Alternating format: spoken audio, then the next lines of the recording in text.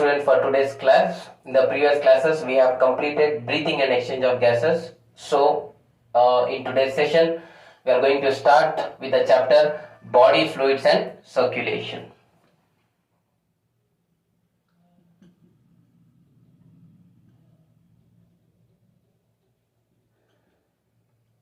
Let us go with level 1 questions. So, the first question we have here is, how many double circulations are normally completed by human heart in 1 minute?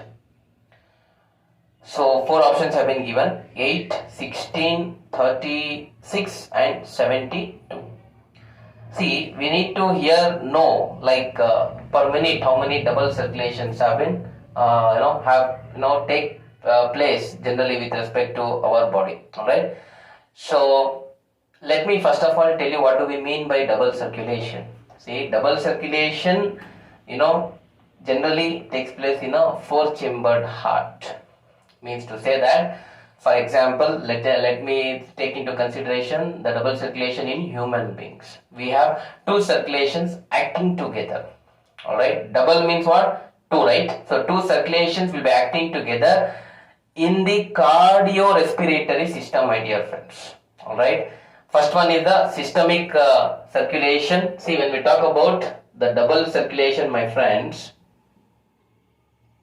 there are 2 pathways here. Alright, so one is systemic circulation, that is the blood moves from the heart to all the body parts and from the body parts back to the heart.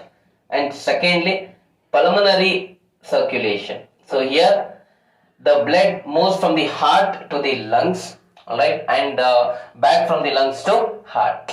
Alright, dear students. So remember here that this is what the double circulation is all about. Now 2 circulations will be acting together. Dear students, the given question here is what? How many double circulations are normally completed by human in 1 minute? Let me tell you, my dear students, if we consider that the heart beats 72 times, let us say we call that as heart rate, which is 72 times per minute our heart beats.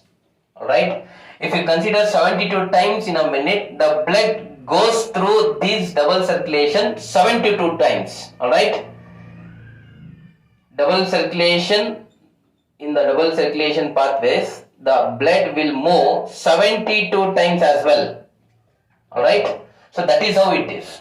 So among the given options, my friends, you have to go for option 4, that is 72. See, let us say we have the heart here, or a structure of heart.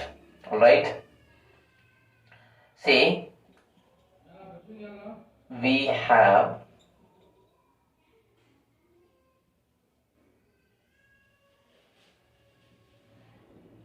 so this is heart, and this is one ventricle and another ventricle. These are 2 auricles. Alright, see, double circulation from the heart. In pulmonary circulation, what happens, I will tell you.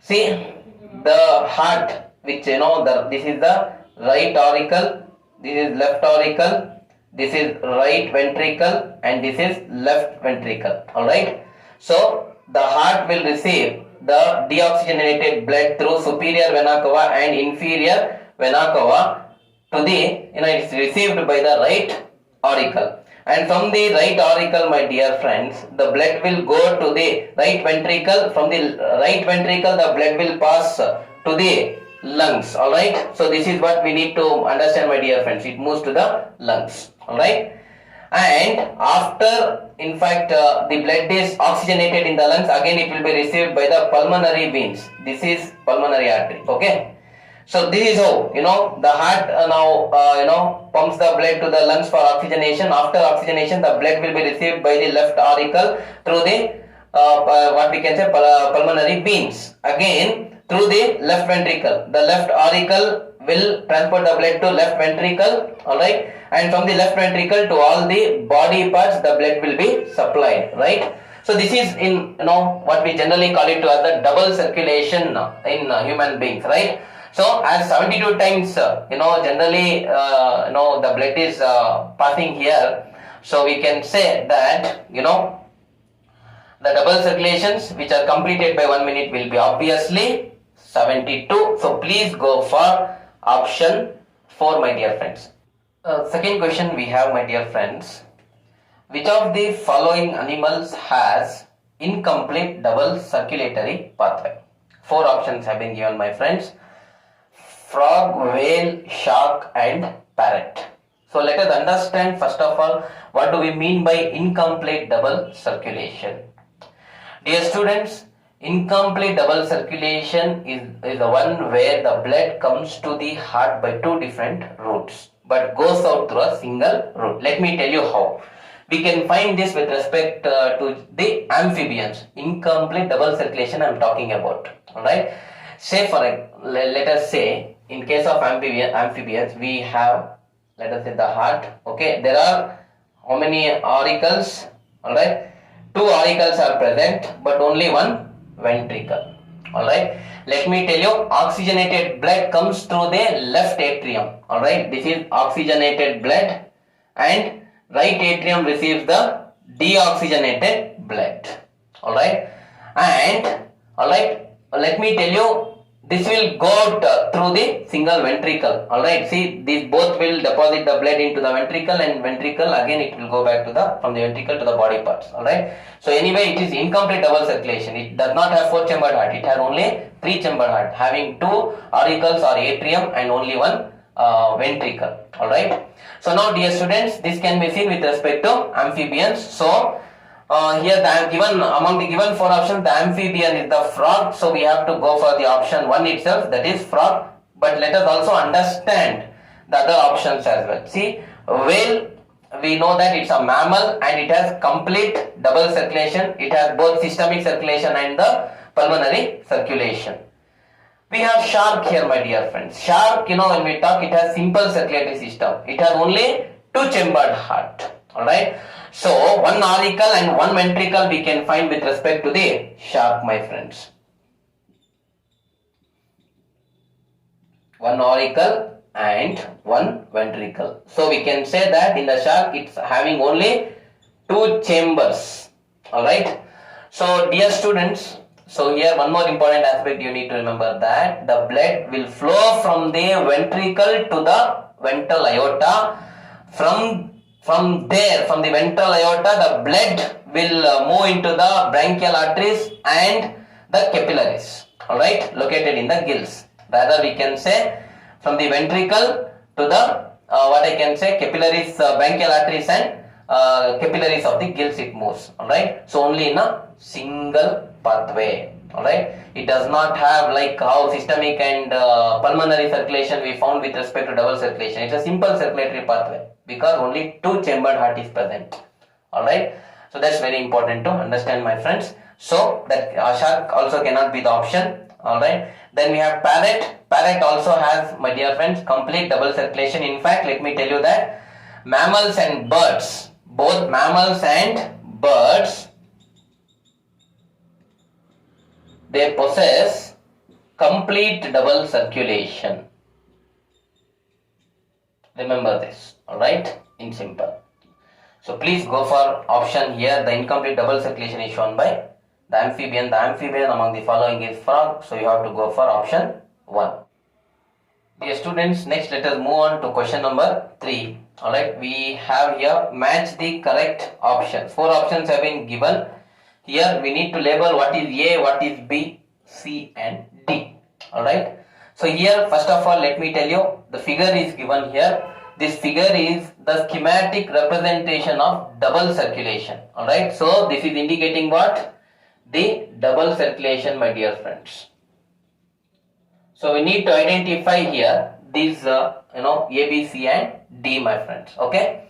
So here let me first of all tell you that here it is a heart. Alright. So from the heart, alright, the deoxygenated blood will move, alright, to the lungs. This is lungs, my friends. Alright, this is lungs, this is heart which is represented here. From the heart, alright, it has to move to the, alright, lungs. And we know that through which of the artery it moves? It is through the pulmonary artery. So A is what, my friends? Pulmonary artery. So here oxygenation will occur. After oxygenation, next we have from the lungs, it has to move to the heart again back, right? So it will move through the pulmonary veins, my friends, to the heart. Alright. So this is very important to understand. See, first we have A as what? Pulmonary artery, then B as what? Pulmonary vein. And then from the heart, alright, through the dorsal aorta, alright, this is dorsal aorta, my friends.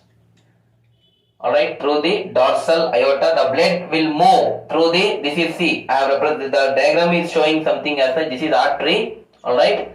So through the arteries, this is what we call it as, my friends, we can say it as capillaries, alright. These are capillaries.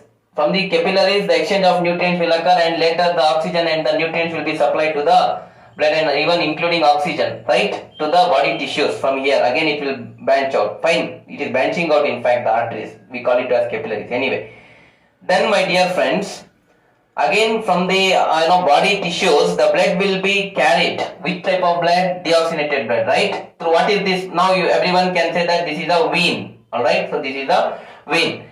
So especially the vein which is D represented is here. So vena cava, we can say it as the major vein, we call it as vena cava. Through the vena cava, the blood will be received by the heart. Which type of blood? Deoxygenated blood. And this pathway continues. See, this is the pathway of double circulation. Alright. So now among the given options, let us see 1, 2 and 3, 4 options they have given. So A is pulmonary artery, B is pulmonary veins, and C we have dorsal aorta, and D as vena cava. So please go for option number 3. That is your right answer, my friends. Question number 4, we have amount of blood received by brain every minute is. Alright. So they are asking only by the brain every minute. It is not by any other part of the body, only by brain. They have given 4 options: 2500 ml, 1000 ml, 750 ml and 450 ml. We need to tell how many ml the blood is received by the brain every minute. Fine, dear students. To understand this, first of all, we need to know that the rate of blood flow in adult human being, especially to the brain, we can say that is 15% of cardiac output. To the brain, the blood which is supplied per minute is 15% of cardiac output. Alright. So fine, that will be around 750 ml, my friends. Alright, 750 ml of blood will be supplied per minute to the brain. But what is cardiac output, we need to understand, isn't it, my friends? So in simple, I can tell you that cardiac output is equal to stroke volume into heart rate. Stroke volume into heart rate. See, so stroke volume, what is stroke volume now? Alright, the amount of blood pumped out, alright, from the left ventricle during ventricular systole, alright, or the contraction of ventricle when it occurs. 70 ml of blood will be pumped from the left ventricle. Alright, so stroke volume will be 70 ml, and heart rate is what? Number of heartbeats per minute. So that is nothing but 72 beats per minute, right? So 72 beats per minute. So we can say 70 into 72, it will be approximately 5040 ml. Alright, 5040 ml is the cardiac output, my friends. Out of this, generally we can say 15% of this blood will be supplied to the brain, alright, every minute, alright, out of this 5040 ml. So I hope everyone have understood this question, alright. So that will be 15% of this, or I can say approximately around 750 ml of blood. So please go for option 3, alright, that is your right answer. Dear students, next question we have, which is transmitted through serum. Alright, there are 4 options. Diseases have been given here: venereal diseases, cirrhosis, tuberculosis and hepatitis. See, four options have been mentioned. First of all, let me tell you that the question is very simple. Transmitted through the serum, one of the body fluid. See, first option given is venereal diseases. Venereal diseases are sexually transmitted diseases. So, it is generally not transmitted through the serum. Alright. Then we have cirrhosis. What is cirrhosis here? It is also generally we refer it to as liver cancer. Alright. So we can say what is the cirrhosis, how it is caused generally due to, let us say for example, inflammatory disorders, one, or alcohol abuse, and many other reasons are there for cirrhosis. Generally liver cirrhosis is a commonly found type of cancer. Fine. Then let us come to tuberculosis. What is tuberculosis, my friends? See, tuberculosis is a bacterial infectious disease which is caused by Mycobacterium tuberculosis. What is Mycobacterium tuberculosis? It is a bacterium. Alright, the bacteria. Alright, children. So it's a bacterial disease and generally infected through the droplets of air. Alright. So fine, that's a bacterial disease and it does not generally spread through serum, it is through droplets of air. Alright. And next we have hepatitis. Alright. See, in even generally it is mentioned as hepatitis, but there are different types of hepatitis. For example, let us say hepatitis A. If you consider hepatitis A is transmitted through orophycal route. Alright. Through mouth and the fecal route. Alright. In simple as that. So generally through contaminated water and food, my friends. But let us say when we talk about hepatitis B can be transmitted through the serum, the semen, even other body fluids as well. Alright, the virus, hepatitis B virus will enter the body of a person who is not infected, right? So, out of the given four options, what are the four options here? Venereal diseases, cirrhosis, tuberculosis and hepatitis. The most appropriate one if you want to choose, that is transmitted through serum, is hepatitis. So please go for option 4. That is your right answer. Dear students, next question we have here is, which organ receives only oxygenated blood, my friends? Four options have been given: gill, spleen, lung and liver. Alright. So question number 6. Four options have been given. Gill is the first option. Then we have spleen. Alright. Then we have lung. And the fourth option is liver. Alright. Four options have been given.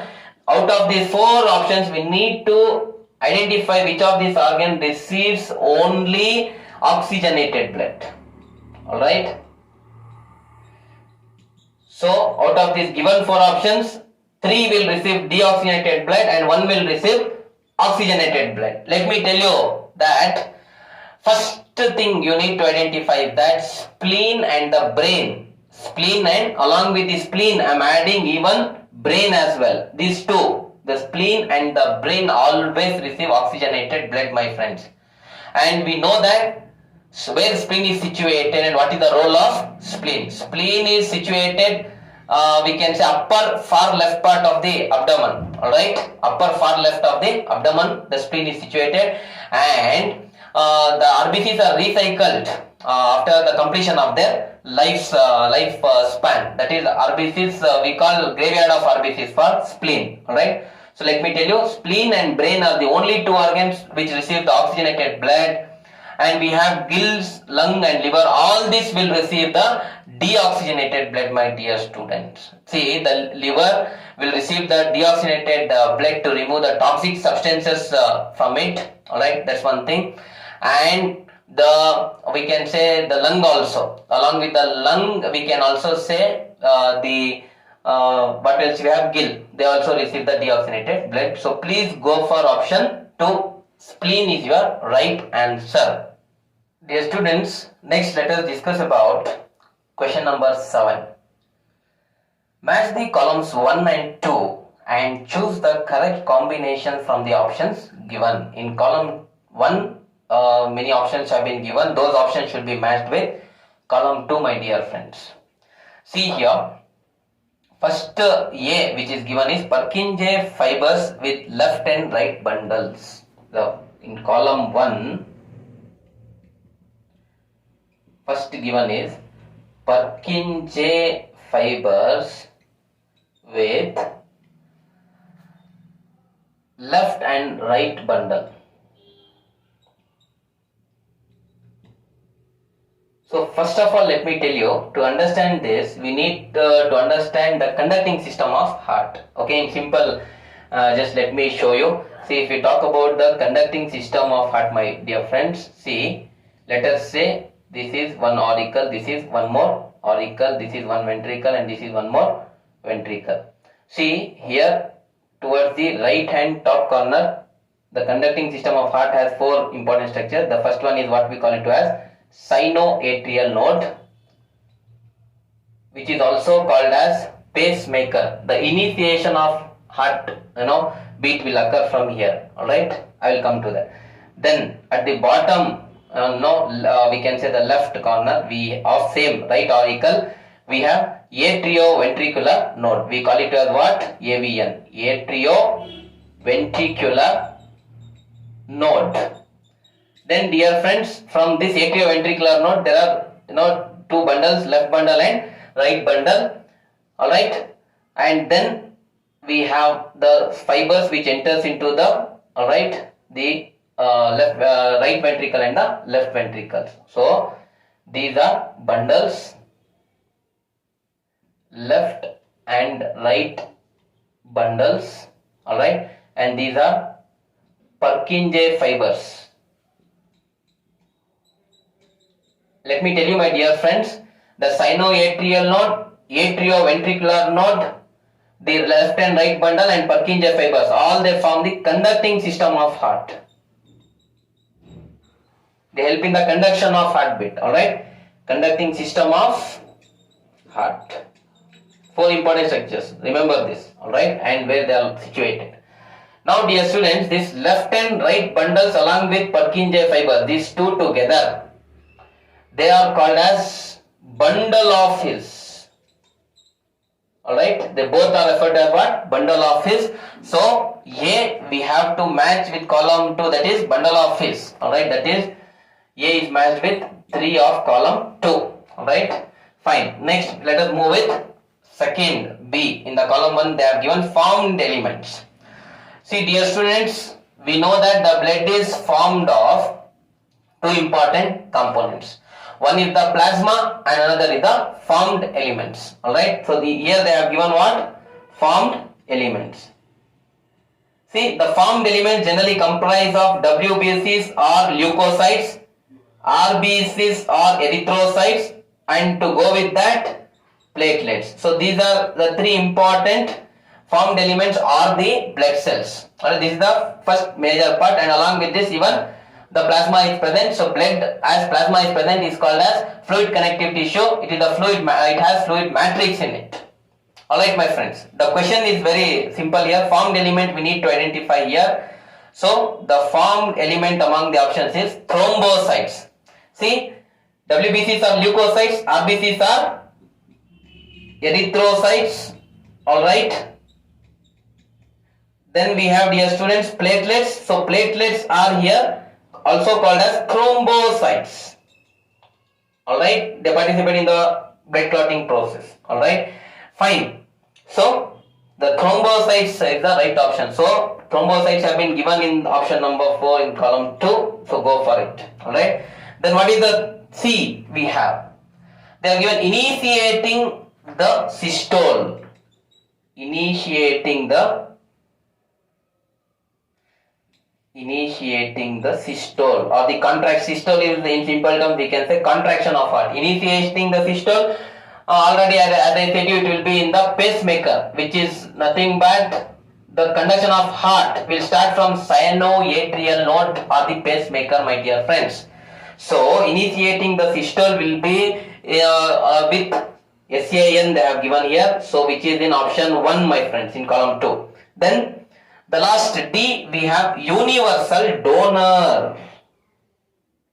Universal donor. Only one option is left. Definitely you can go for O blood group they have given. O blood group. Specifically if you are speaking, my dear friends, O negative. See, always remember O negative is the universal, we call it as donor. It can donate blood to any of the blood groups, and AB positive is called as universal receiver or universal recipient. Alright, universal receiver. Alright, so it can receive blood from any of the blood groups. So more specifically speaking, it is O negative, but in the given options it is just mentioned as what? O blood group. So please go for it. So O blood group is in option 2. Alright, so among the given 4 options, option 2 is your right answer. Please go for it. Then dear students, question number 8, we have, to which organ does femoral artery supply blood?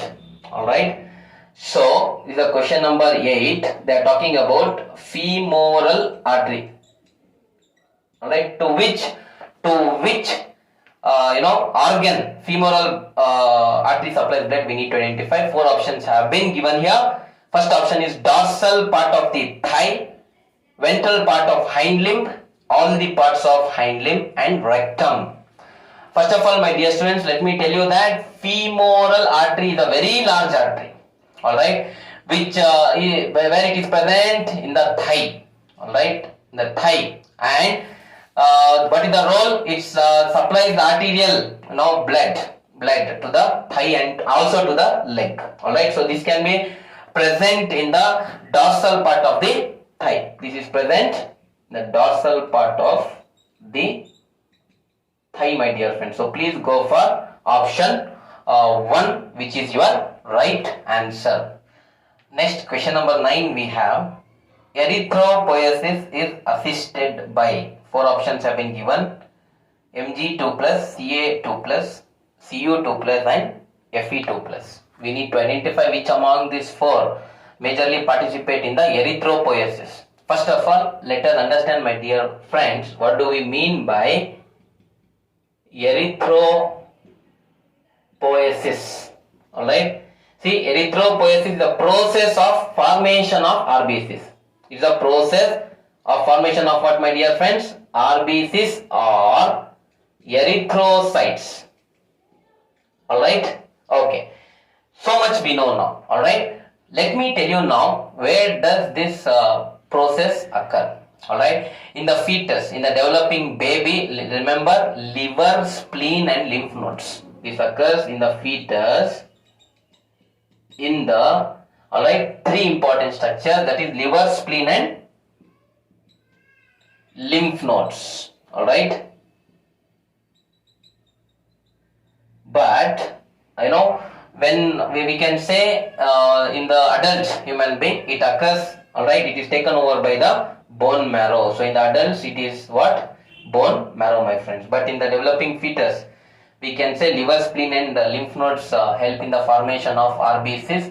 The process of formation of RBCs is what we call it as erythropoiesis, and this process takes about 72 hours minimum, and for this process we require iron, vitamin B12, and folate. See, iron or Fe2+, and then vitamin B12 along with this folate. These 3 important components are very, very essential, dear students, for erythropoiesis to occur.